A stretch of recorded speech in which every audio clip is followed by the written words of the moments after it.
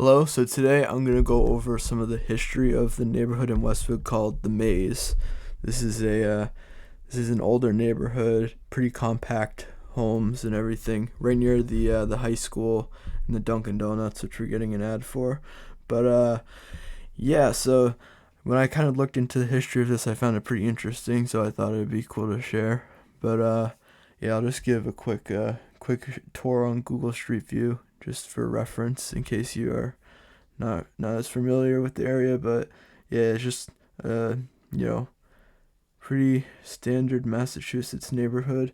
But yeah, so let's look into the history. So one thing that I'll point out before we look into any of the documents is that there's one home in the neighborhood that was built in the 1800s. I forget the exact date. This home right here on Google Street View, it's getting some repairs, but if we go back to like 2012, we can see uh you know what it looks like. This is the oldest home in the neighborhood, and it was built before any of the documents that I could find discuss. So I'm assuming, well, we'll come back to that later. Actually, I'll tell you how this connects. But uh, yeah, let's go back over here, and we'll go to first. Let's look at the land plan. So this was created in 1926.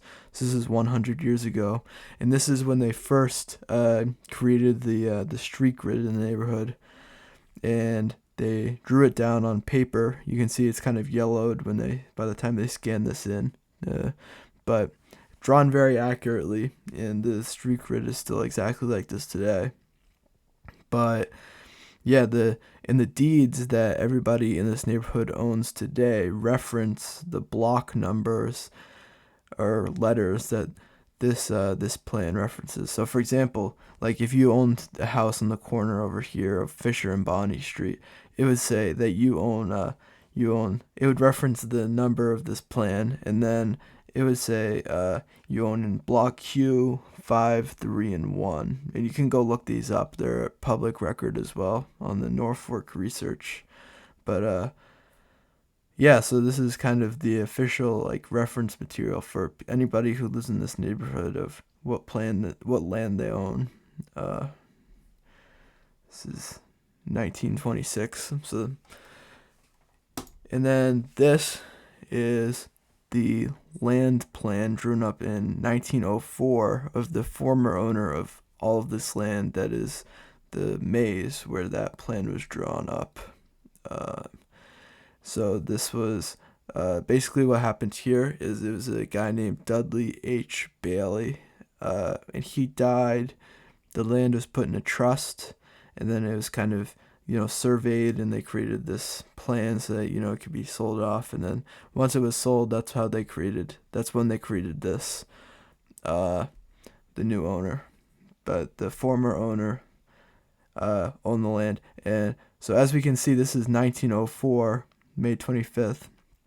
So that's why that house is interesting, because it was built while this Bailey was still the owner or a former owner, but I could not find any transfer records, so I think it was the Bailey family. So that house on Church Street would have been either their house or whoever lived this land, because I think they may have just used it as farmland or let other people farm on it. I'm not quite sure, but that house was a part of their original land, and also kind of map this over the current land so you can see it a little better, because obviously the original plan was not orientated so that it's fits in with the current map. But when you do that, you can see how it kind of fits in perfectly with the Pond Street and Hatton Street, the cemetery, and even this park down here.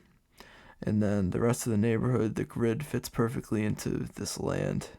And then all the area around it has like the bigger lots, but the area in here is generally like the small lots that were, put up in 1926. So I thought that was pretty cool. So yeah, I just thought I'd share that. Thank you guys for watching.